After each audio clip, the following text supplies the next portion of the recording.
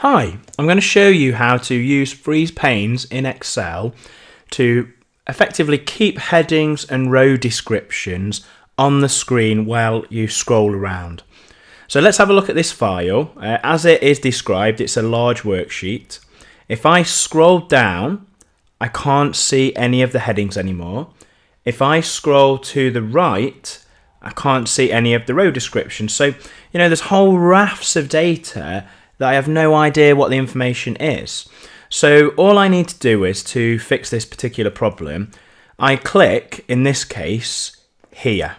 Because what I want to have happen is, I would like everything above that cell, but I would also like everything to the left of that cell to always be visible. So look, I've not done anything clever there. I've just highlighted those two the rows and the columns to show you.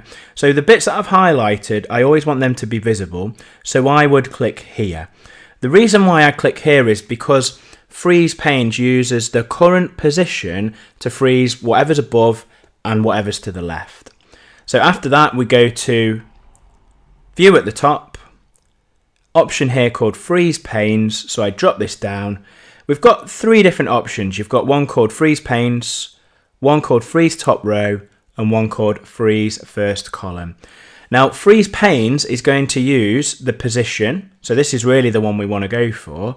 Freeze top row will only ever freeze the top row. Freeze first column will only ever freeze the first column. So they're pretty good, but not as good as the normal freeze panes. So we've got the position, view, freeze panes. Then I click onto freeze panes just there. Now you can't see it because of the borders in this particular spreadsheet.